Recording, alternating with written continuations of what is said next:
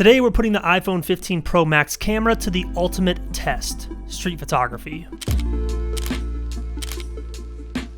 Big thank you to Squarespace for sponsoring today's video. So we've all seen the fancy marketing material from Apple, video that looks amazing shot on iPhone, photos that look amazing shot on iPhone. But we also all know deep down that these photos and videos are made in very controlled environments with thousands of dollars of accessories. What happens when we take the iPhone out and put it in a situation where that control is not really there?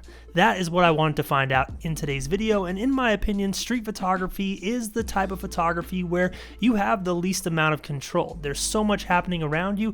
All you have is the camera and your abilities as a photographer. So for me, this is a great test to see what these cameras are truly capable of. And after testing this for street photography, I feel like I have a very good understanding of how good this camera is, and I can confidently share my opinion. Now, if you're new here, my philosophy on mobile photography is that I'm personally very excited about it. I'm a professional photographer who's used DSLR and mirrorless cameras since basically 2012, 2011-ish. I really started taking it seriously in 2014, but the idea of having a professional level camera like this Leica in my pocket sounds amazing. But how close to this are we actually? Let's find out today. Now, I want to start with some positives first. With the iPhone 15 Pro Max, using it for street photography, I was immediately blown away by the image quality of these RAW files. Personally, in the past, I've been very critical of things like over-sharpening looks to my photos using the iPhone, but it seems like that's been sorted out with the iPhone 15 Pro RAW files. I really felt like these images looked a lot more natural. There was a lot less grain, a lot less digital artifacting, and this image in particular really captured my attention. This photo looks like something I would capture with any other camera. The difference is indistinguishable, and that's truly amazing to me. It's a big step up, and it's the first time I've felt that with an iPhone, I can truly capture professional level images. I kind of got to that point with the iPhone 14 Pro. One of those images actually made it into my new book, but with this, I feel much more confident in my ability to do it consistently. So the image quality is beautiful and the best I've seen from an iPhone. So real quick, I want to interrupt the video to give a breakdown of how the edits were made in today's video. If you have my preset module from fmramp.com, for the street photos, I used Ramp Preset 10, Basic Adjustment 10, Soften 1, Color Grade 1, and Colors 5. And for the more walk-around style, still life photos, I used Ramp Preset 10, Basic Adjustment 2, Color Grade 1, and Vignette. Now, if you don't know what my preset module is, I created a modular set of presets that allow me to give exact formulaic breakdowns of how looks are made in these videos and on my YouTube channel. I've always hated how creators say this was edited with my preset like it's this one-size-fits-all thing, because we all know that's not how it works. So my preset module is available on fmramp.com. I've designed it to give you long-term value with these videos and my social media, and the best part, it's half off right now, so you can pick that up, get that value, and support the channel and edit your photos the same way that I do. And shameless plug, my new book Memento is now available on fmramp.com. If you want to support the channel, you can pick this up. Back to the video. And this increase in image quality wasn't just with the native camera. This was noticed with the ultra-wide lens as well as the telephoto lens. Now, with street photography, I never use telephoto lenses. It honestly just feels kind of weird to me. So I did some other tests with this just to confirm what I thought when I was out doing street photography. And sure enough, these images with the telephoto lens are the best photos I've made using an iPhone with any type of zoom feature. Now, when it comes to the ultra-wide lens, the biggest thing that I noticed was the fact that these images were just a lot cleaner and more clear. In the past, the ultra-wide lens on iPhones always seemed to be a little bit soft. It wasn't anything that I would consider to be a big deal, but it is a difference that I noticed with the iPhone 15 Pro. These images look a lot sharper, and if I had an iPhone 14 Pro, I wouldn't upgrade to get the improvements on the iPhone 15. They're not big enough to justify that, but they definitely are there, and I did appreciate it. Now, with the ultra-wide lens, you still have the same problems that you have with pretty much any mobile photography device if you're shooting in low light or situations that aren't exactly perfect. You're going to notice some softness in the corners as well as some noise in the corners as well. That's to be expected, but if I were trying to do anything professional with this, I would really have to pay attention to my lighting or choose another camera. But it's not a big deal. I love the images that I made with the ultra wide. It's just, I have to be honest with y'all. Now, in making all these different iPhone street photography videos over the years, one observation that I've seen over and over again that was reinforced with this 15 Pro test is that iPhones perform their best when you stick to the fundamentals of photography. When you pay attention to your light, pay attention to your exposure, and of course, pay attention to your composition, you can get an image that looks stellar.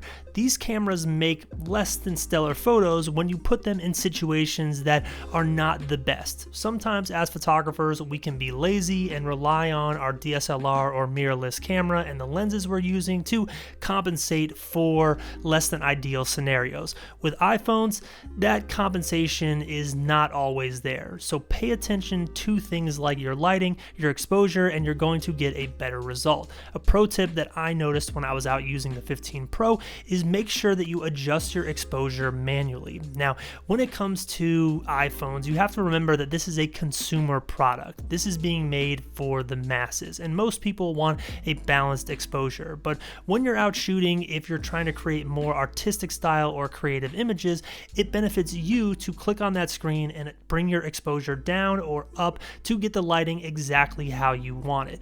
In our test today, you'll notice how there was really harsh light coming from the setting sun.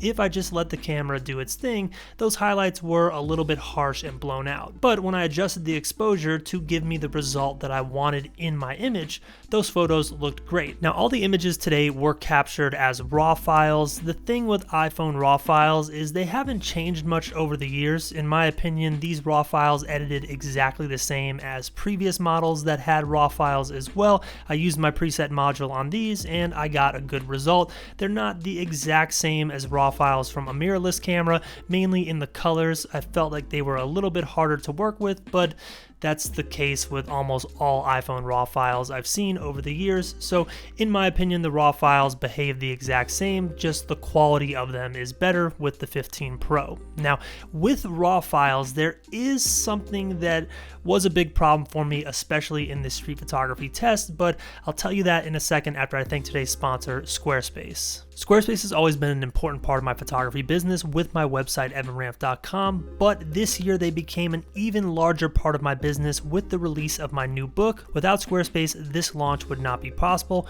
One, because Squarespace allows me to sell products like this book with their easy e-commerce tools. It took me one day to add these products to my site. It's so simple, anyone can do it, even if you don't have web design experience. But just as important, Squarespace allows me to contact the people who are interested in this book with email marketing tools. And I plan on making a video breaking down this entire process for y'all. But in the meantime, I have multiple videos sharing different strategies and ways that I use Squarespace. One is how to build the perfect portfolio, one is how to sell digital products like presets, and one is how to create an email capture funnel from your Instagram using a free product. I'll go ahead and link all those down in the description below.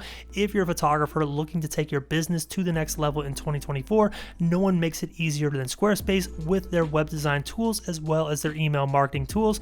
And Squarespace just added the option to sell courses and membership sites. Head over to squarespace.com/EvanRamp, start a free trial, follow one of those tutorials, and when you're ready to sign up, you can use code EvanRamp to save 10% at checkout. That's squarespace.com/EvanRamp to start a free trial and use code EvanRamp to save 10% at checkout when you're ready to sign up. So the big problem that I noticed with RAW files on the 15 Pro is the write time on these RAW files. It took a lot of time to write the files. And if you're someone like me who is used to using a fast mirrorless camera to make your street photography, this is a big problem. There were a lot of photos that I missed that required a subject walking into a frame perfectly, and the camera just wasn't responsive enough. I couldn't get the timing right. One image in particular was the image of that person crossing into the shadow. I was hoping to have them walking a little bit more, but unfortunately, I just couldn't time it right because of how long it took to write these RAW files. So processing time is something that is an issue if you're going to be using this camera in more of a fast-paced environment. environment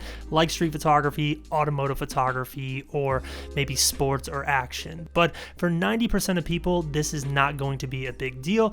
And for that 90% of people, they're not going to care about pro features being built into the iPhone. After I've tested multiple Android phones, I loved the fact that you could customize settings in the native camera. I wish that was something you could do with iPhones as well, because I did find it annoying at times to set my camera to a certain exposure, and the minute I moved the camera, the phone would automatically move the exposure again. This is something that is like a super photography nerd nitpick and doesn't apply to most people, but for the sake of today's test, trying to push this to the absolute limit and get it close to a professional camera, it was a little bit of an issue. But in the situations where I did have more control and everything was slowed down, this camera performed absolutely amazing. And that's really my final thoughts on this video. The iPhone 15 Pro is hands down the best iPhone camera that I have ever used. The results are stellar, and it's the closest we've come to a professional camera. Is it there yet? Can you use it for absolutely everything? Definitely not. But like I already mentioned, if you stick to the fundamentals of photography and pay attention to what you're doing and think and slow down, you probably can use this for almost everything, including street photography. So that's it for me, y'all. Thank you so much for watching today's video. Hit the thumbs up button, subscribe if you are not yet, and let me know in the comments any iPhone content you want me to make as I continue to use this. I'm not planning to do much more. I think the only other video I'm going to do is more of a long-term test video, but if you have something you want me to try, feel free to let me know. I'll catch y'all in the next one.